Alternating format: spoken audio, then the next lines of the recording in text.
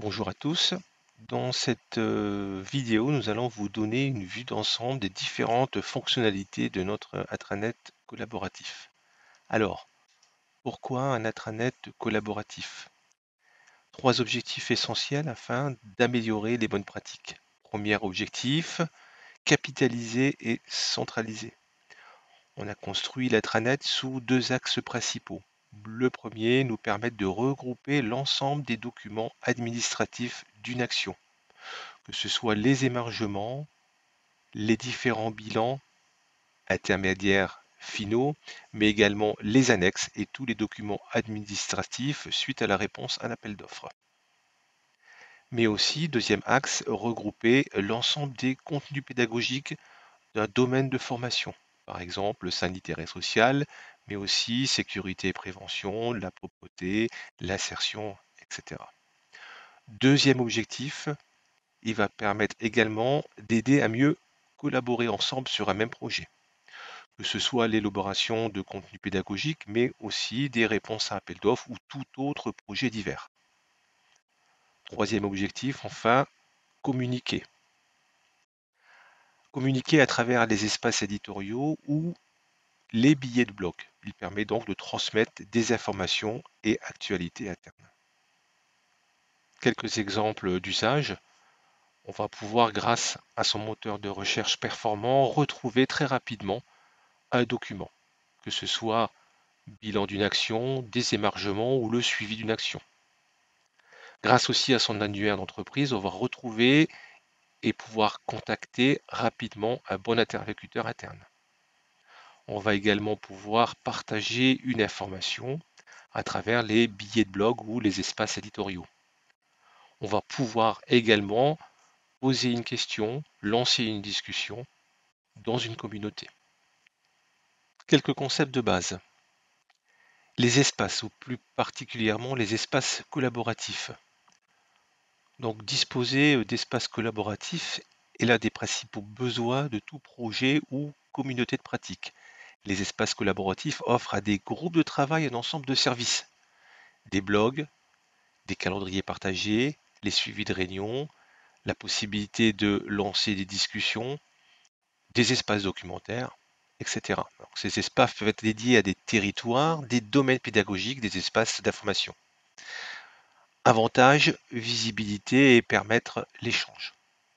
Donc en résumé, les espaces collaboratifs permettent de rassembler les bonnes personnes autour d'outils de collaboration adaptés qu'un animateur pourra choisir afin que les échanges soient efficaces, engageants et naturellement capitalisés. Donc les catégories. Hiérarchie de termes permettant de caractériser et d'organiser des contenus. Les catégories ressemblent au répertoire Windows. C'est dans ces catégories que l'on va déposer les différents contenus. Donc, les contenus sont des informations que l'on dépose dans la communauté. Il s'agit plus précisément de fichiers de type document, donc traitement texte, tableur, PDF, mais également cela peut être des images, des vidéos ou du son. Le nommage de ces contenus est très important car il permet de retrouver rapidement, grâce au moteur de recherche, les différents contenus s'ils sont correctement nommés. Utilisateurs ou membres. Donc il s'agit de personnes répertoriées dans l'intranet appartenant à un ou plusieurs groupes et ayant des droits. Les utilisateurs sont répertoriés dans un annuaire de l'intranet et en fonction de leurs droits peuvent accéder à des espaces collaboratifs avec des fonctions différentes, soit se connecter en tant qu'abonné, participant ou animateur d'une communauté. Enfin, les workflows donc définit le cycle de vie ou circuit de validation des contenus. Ce cycle de vie comprend différents états, des transitions entre les états en fonction des rôles de membres de l'intranet. Un exemple de workflow, ça sera les émargements stagiaires. Le formateur va déposer des émargements dans son espace collaboratif dédié. À la suite de ça, il y aura un contrôle et une validation ou rejet par le secrétariat. Donc nos espaces collaboratifs, nous avons trois types d'espaces collaboratifs, privés, publics ou secrets. Donc dans les espaces collaboratifs privés, Exemple, espace administratif par territoire. C'est dans ces espaces-là que l'on va déposer, par exemple, les émargements des stagiaires en fonction d'une action. Mais aussi des espaces dédiés aux élus du CSE, donc du comité social et économique. Également, pour exemple, les espaces pédagogiques par domaine. Donc dans ces espaces-là, tout le monde peut avoir connaissance et tout le monde peut voir que ces espaces existent, mais ils sont privés, c'est-à-dire que seuls les membres ou les participants peuvent consulter les contenus. Naturellement, l'accès à ces espaces collaboratifs privés est soumis à l'approbation de ces animateurs. Ensuite, nous avons des espaces collaboratifs publics, c'est-à-dire ouverts.